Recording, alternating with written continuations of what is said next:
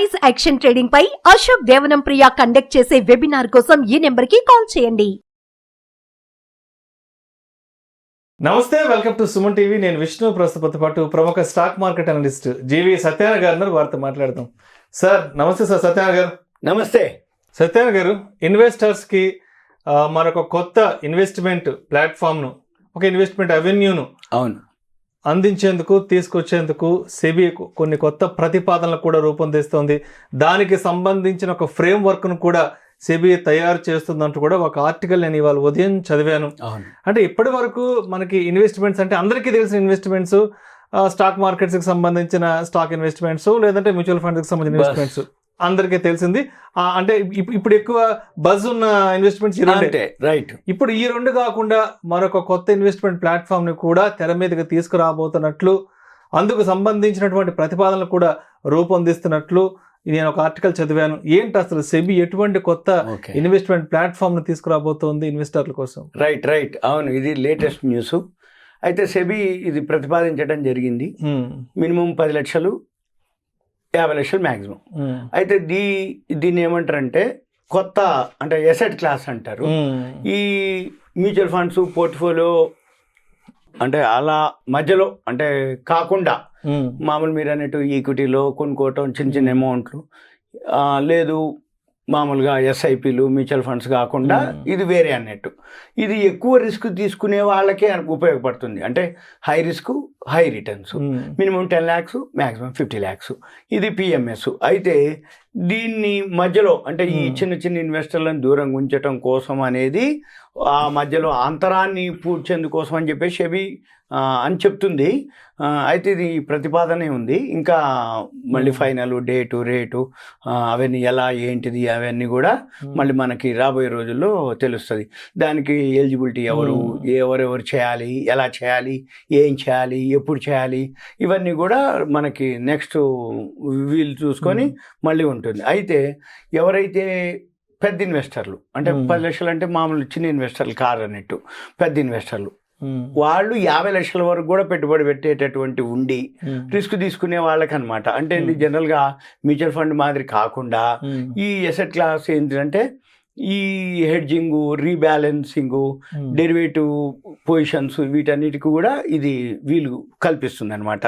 అయితే దీంతో పాటు అంటే debt, equity, real estate investments ఉంటాయి, ఆర్ఐటీ అంటారు, వాటి విషయంలో ఇది సడలింపు ఇవ్వటం జరుగుతుంది.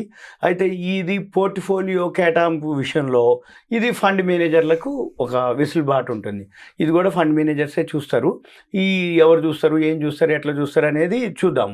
అయితే జనరల్గా ఈ మ్యూచువల్ ఫండ్ ఇన్వెస్టర్స్ కాకుండా ఇది వేరే బ్రాండింగ్ మాదిరి చేయాలనేది సెబీ ప్రతిపాదించడం జరిగింది. అయితే దీంట్లో మనం విత్డ్రాల్ కూడా ప్లాన్ ఉంటుంది. అంటే ఎప్పుడైతే జనరల్గా షేర్ మార్కెట్ అంతా కూడా మన ఇష్టమే, అంటే మన ఇష్టంతో 10 లక్షలు వేసినాం, మనకి ఏదైనా అనిపించింది ఎగ్జిట్ కూడా మనకే వెసులుబాటు ఉంటుంది. అంటే ఎంటరు ఎగ్జిట్ అన్నీ మన ఇష్టంతో ఉంటాయి. అయితే దీంట్లో సిప్లకు కూడా ఎస్ఐపి సిస్టమాటిక్ ఇన్వెస్ట్మెంట్కి కూడా దీనికి వీలు కల్పిస్తామని చెప్పడం కూడా జరిగింది. అయితే దీంట్లో ఎలా చేస్తారు, ఏం చేస్తారు అనేది రాబోయే రోజుల్లో.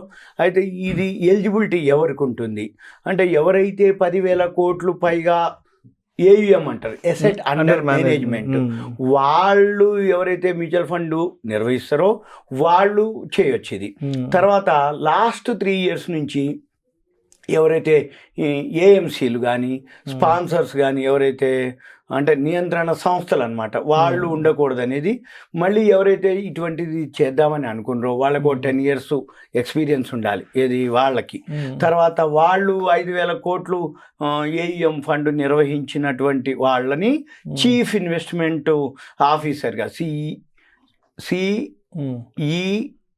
CIO చీఫ్ ఇన్వెస్ట్మెంట్ ఆఫీసర్ని వాళ్ళు నియమించుకోవాల్సి ఉంటుంది. అంటే వాళ్ళు ఎలిజిబిలిటీ ఎవరైతే ఇది 10 లక్షలు తీసుకొని మేము చేస్తాము, పిఎంఎస్ చేస్తాము అని అనేవాళ్ళు ఎవరైతే ఈ ఎసెట్ క్లాస్ అంటారో వాళ్ళకనమాట. అయితే మళ్ళీ ఎవరైతే ఎక్స్ట్రా ఉండరో వాళ్ళు ఇంకొక ఫండ్ అనమాట. అంటే అదనపు ఫండ్ కానీ ఏదైనా ఉంటే వాళ్ళకి 7 years ఎక్స్పీరియన్స్ ఉండాలి.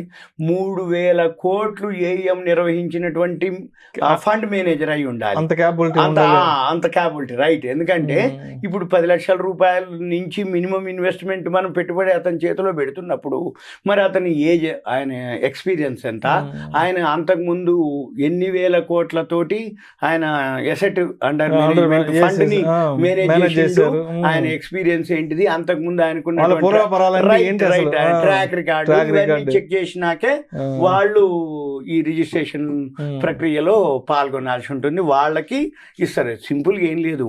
ఈ 10 లక్షలు 50 లక్షలు ఏంటంటే చిన్న చిన్న రిటైల్ ఇన్వెస్టర్లని దూరంగా పెట్టడం కోసం అనేది ఒక, అంటే మినిమం 10 లక్షలు పెట్టే వాళ్ళని చాలా తక్కువ మంది ఉంటారు కాబట్టి వాళ్ళ కోసం అనేది చిన్న చిన్న ఇన్వెస్టర్లని దూరంగా పెట్టి ఏదో షేర్లు కొనుక్కొని ఐపీఓలో ఎస్ఐపిలో చేసుకోవటం కోసం. అయితే ఏంటంటే ఇది ఎక్కువ శాతం నష్టభయం కూడా ఉంటుంది. అంటే ఎప్పుడైతే హై రిస్క్ తీసుకుంటావో లాస్ కూడా ఎక్కువ ఉంటుంది, రిటర్న్స్ ఎక్కువ వస్తాయి, అయితే లాస్ కూడా అలానే ఉంటుంది. అయితే అటువంటి ఎవరైతే అంటే ఉండకుండా ఉండటం కోసం, అంటే నష్టభయం కోసం అనేది, అంటే ఎవరైతే వాళ్ళు ఏఎం మేనేజ్ చేసే వాళ్ళు ఉండరనుకో, అంటే హై రిస్క్ తీసుకున్నా హై రిటర్న్స్ తీసుకోగలగాల అనేది దీని యొక్క రైట్. అది అనమాట. అంటే నష్టభయం ఎక్కువగా ఉండేటటువంటి ఈ, అంటే హై రిస్క్ హై రిటర్న్స్ కాబట్టి హై రిస్క్ తీసుకునే వాళ్ళనే ఇందులోకి తీసుకోవాలని, ఈ చిన్న చిన్న ఇన్వెస్టర్లు ఏదైనా లాస్ అయితే రిస్క్ తీసుకోలేరు కాబట్టి తట్టుకోగలరు అనే దానికోసానికి వాళ్ళని దూరంగా ఉంచడం కోసం అనేది ఈ నిర్ణయం తీసుకున్నాం అనేది సింపుల్ గా చెప్పడం జరిగింది. ఇది రాబోయే రోజుల్లో మళ్ళీ మనము దీని మీద ఇప్పుడు ఓన్లీ ప్రతిపాదనలు కానీ మామూలు ఫార్మాలిటీస్ వచ్చేస్తుంది. అయితే అది ఎప్పుడు ఏంటిది అనేది మళ్ళీ మనం ఇంకొక వీడియోలో చెప్దాం. Thank you sir, thank you so much sir. Okay, Suman TV ధన్యవాదాలు, థ్యాంక్ యూ, సెలవు. సుమన్ టీవీలో మీ పర్సనల్ అండ్ బిజినెస్ ప్రమోషన్స్ కోసం కింది నెంబర్కి కాంటాక్ట్ చేయండి.